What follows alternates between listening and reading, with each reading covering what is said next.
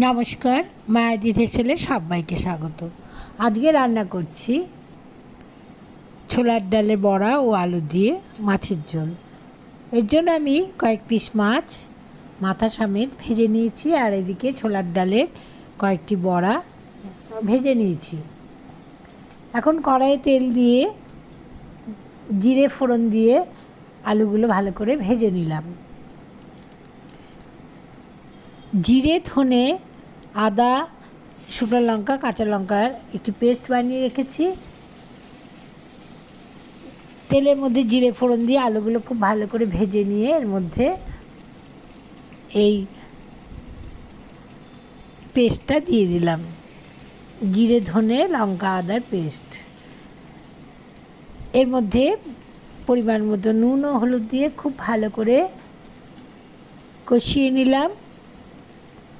কষিয়ে নেওয়ার পর এর মধ্যে মাছ এবং মাছের মাথা দিয়ে আর একটু নাড়াচাড়া করে জল দিয়ে দিলাম। ঝোল ফুটে উঠলে এর মধ্যে ভেজে রাখা বড়াগুলো দিয়ে দিলাম।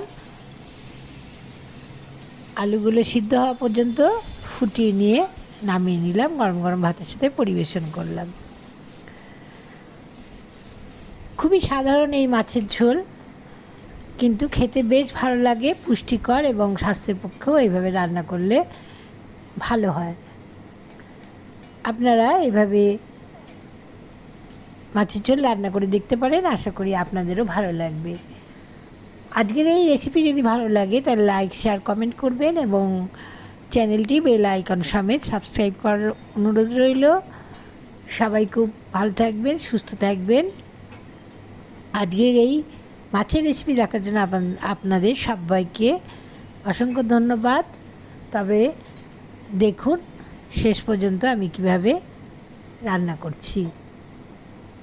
বড়ি দিয়ে মাছের ঝোল তো আমরা প্রায় রান্না করে থাকি। এই ছোলার ডালের বড়া দিয়ে মাছের ঝোল রান্না করে দেখবেন, খেতে বেশ ভালো হয়। ঝোলে দিলে এই বড়াগুলো একটু গলেও যায়, তার ফলে ঝোলের ঘনত্বটা বাড়ে এবং খেতেও বেশ ভালো লাগে। নমস্কার।